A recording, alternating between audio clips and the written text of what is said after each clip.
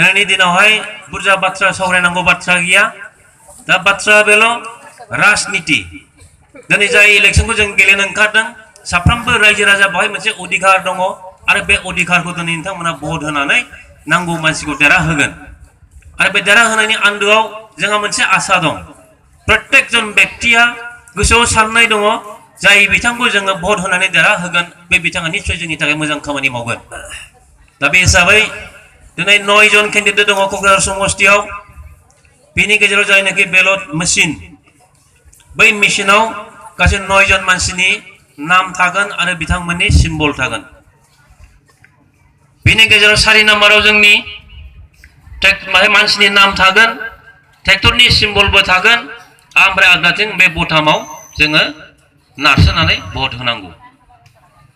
दा बे खेबसे नारसोनानै भट होनो थांनायावनो जोंहा 100 सिन्था खालामनांगौ आरो बे सिन्थाखौ जों खालामखांखाबाय दिनै गासै जोंनि बर' माहारिनि जेसेबां आफादफोर दङ ज' जाजोब्बाय गुबुन गुबुन माहारियाबो ज' जाजोबनानै खामानि मावनो आवगायबोबाय दा बे बेलायावहाय जोङो माने जेरैबायदि भटआव बाहागो लागोन बावहाय मोनसे उसुबिदाखौल' आं नुदों मा जोंनि रायजो राजाफोरनि गेजेराव दिनैसिमबो एसे सिन्थाधाराया एखमबा गोनो गोथो जायो थांदों 4 नाम्बाराव नुबाय उर्खा उगरा ब्रह्म बेनिहाय माने ट्रेक्टरखौबो जों नुबाय छबिखौबो आरो बे बटमा जेब्ला दाबाहां जायो अब्ला आखाया सोरनाबा एसे मावहैनाया जाहैबाय मा आङो ट्रेक्टरनि छबियाव भट होगोन बेखौ बे गोसोआव मोजाङै मिथिगाखौ साननानै थांखानाय नाथाय जेब्ला ट्रेक्टरनि बटमाव माने थुहां जायो अब्ला बे गोसोखाङोनो सोरबा कयेकजन थागोन जोंनि गेजेरावबो जे आंनो 500 थाखा होलांदों जौ बथलसो होलांबाय बेदर बायनोबो फैसा होलांबाय जाबाय दानिया जेब्ला बे ट्रेक्टर छबियाव माने भट थुहां जायो बे थुहांनिनो आखाया बेनो थोर मावहैनोसै एसेब्लाबोथ' जाबाय जानानै जुदि भट होआबा एसे फाप नांगोन नामा बेबायदि साननानै लासैनो नांगालाव ट्राक थुना फैयो बेबायदि गैया होमबा रायजोफोर खिन्थु बे जोबोद अन्याय जागोन जाय फैसाखौ दिनै जोंनि आखायाव गथायनानै होफैदों बे फैसाया हाग्रामानि फैसा नङा बे बिनि सिपिनि फैसा नङा बे बिनि बिमा बिफानि सम्पतिनि फैसा नङा बे बिटिसिनि फैसा जोंखौ थगायबोनाय जोंखौ सुसिनानै जाबोनाय जोंखौ नासयनानै जाबोनाय बेफोर फैसा बिनाव जमा दंजोबो दिनै भटनि समावहाय बे फैसाखौनो जोंनो 100-200 होनानै जोंखौ बुरखायनो नागिरदों दा ओंखायनो बे फैसाखौ जुदि जोङो लायोब्ला बेहाय जेबो फाप गैया नाथाय भटखौ थुयोब्ला नांगालाव खिन्थु फाप नांबाय बेखौ गोसोआव लाखादो फाप नांबाय दिनैनि दिनाव जुदि मैसो मासे बायनो थांनांगौबा माने 80-90 हाजार 1 लाख थाखा मोसौ मासे बायनो थांब्लाबो नोङो 30-40-50 हाजार थाखा बोरमा मासे नायथाव बायनो थांब्लाबो नोङो 12-15-20 हाजार जिब जुनारनि दामा एसेबां बारायनो हागौ खिन्थु मानसि हिसाबै जोंनि दामा बेसेबां जोंनि मुल्य बेसेबां 100 थाखा आरो 200 थाखा बे 100-200 थाखा लानानैनो जों गावनि बिबेकखौ फानो गावनि भटखौ जों फाननानै जायो जाय खारनाव दिनै जे खस्थ'आव दं नोंथांमोनहा जोङो सुख शान्ति रायजो जानो गोसो बयहाबो नाथाय परिबेसा ओरैबायदि थासारिया ओरैबायदि जे जोङो खुनुदिनबो शान्ति गैया आरो जुदि जोङो शान्ति थानो मोननाय मोनबा बेबायदि सान्दुङाव रानथाब फोनथाब बिदि मिथिंबो जों खोनासंनांनाय नङामोन खोमा दा बे हिसाबै बे परिबेसखौ बे थासारिखौ जोङो सोलायनांगौ आरो सोलायनायनि गुबै मन्त्रआ नोंथांमोन साफ्रोमबो रायजो राजाफोरनि आखायावनो दङ बटाम टिपिनायाव माने एसेबां कृपन खालामदों फालाय बे नांगोलखौ जोङो 15 बोसोर नायबाय बे प्रमिला रानिनि समस्ति बाहाय जाहारबारि ओनसोलाव बबेबा जायगायाव जुदि प्रमिला माबा मोनसे खामानि मावदोंबा जोंनि आसि थुनानै खोन्थाफैदों बियो मोनसेबो खामानि मावाखै बियो 30 बोसोर जाबाय बे 30 बोसोराव मोनसे 30थाबो खामानि मावाखै मोनथामबो खामानि मावाखै खेबथाम मन्त्रि जाबाय मन्त्रि जाहैलायनायनि उनावहायबो जोंनाव जे बहाय सरकारि आसनिफोर दङ सेन्ट्रेल गभर्नमेन्टनि आसनि थायो आसाम गभर्नमेन्टनि आसनि थायो बिटिसिनि आसनिफोर थायो दिनैहाय जेबो खामानि गैया नैबे लामा खोनायखौ आं खोदों होननानै बुंनो नागिरदों हाग्रामाया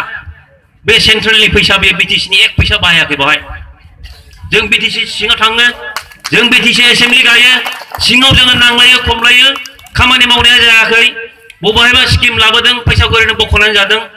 दिनैहाय मुसारि गांसो होफैदों साथा रानना होफैदों जोंनिफ्राय बेसेबां थाखा लुथिदों मिथिगौ बे मुसारिखौ जों हाथायाव बायोबा बेनि दामा 100 थाखा नाथाय बेखौ सरकारा दाम बेसेबां दाम होनानै बायदों 350 थाखानि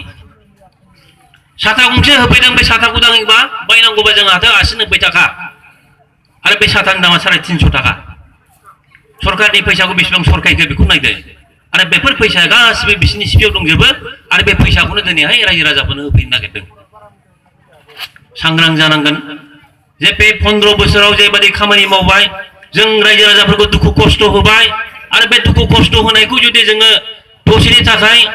माने गोसोआव थाबोबाय बेसेबा गोबाव दुखु मोनबोबाय बेसेबा बुरजा नाथाय दसेनि थाखाय 500 थाखा 100 थाखा लानानै जुदि भट होबावोबा बे खस्थखौ आरो भोग खालामबावनांगोन मानसिया जेसेबांखि मोजां जाया मानो पार्टिया जेसेबांखि मोजां जाया मानो 10 बोसोरनि बारा रावनोबो रायजो खुंनो थाखाय सुबिदा होनो नाङा रायजोफोर एबार 2019 आव UPPL पार्टिया जोंहा गभर्नमेन्ट दागासिनो दं BTC आव दिनै जोंहा हाग्रामाखौ सोंखारिदों खामानि मावाखै थाखा फैसा जाख्ल' लोंख्ल' खालामदों जोङो सोंखारिनो रोंदों दाय हमनो रोंदों जों UPPL सरकार गठन खालामहैनोसै जोंनो लायनाय माने EM जाहैनोसै जों लायनाय MCLA जानानै थांफिननोसै 5 बोसोरखौ नायनांगोन बे 5 बोसोराव जुदि हाग्रामाखौ जेरै रायदों बेबादि गाज्रि आखुनि सरकार सलायहैयोबा 5 बोसोरनि उनावहाय बेखौ जोग्लायफिननांगौ UPPL होननानै बेखौ भट होबाय थानांगौनि खुनु माने गैया बेवहाय जेसे गोबाव रायजो खुंगोन एसेबां मानसिनि खर'आव एम्फौ हाबगोन खमथानि लालसायाव थाखा फैसानि लबजों मानसिनि साननाय हनाया सोलायलाङो आरो बेबादि मोजां मानसिब्लाबो बिनि चरित्रआ गाज्रि जाहैयो नंखायनो बांद्राय गोबाव सुबिदा होनो नांखाया बोसोरसे बोसोरनै नङा 30 बोसोर नायबाय बबे जुक्तिजों जों प्रमिला रानीनो भट होगोन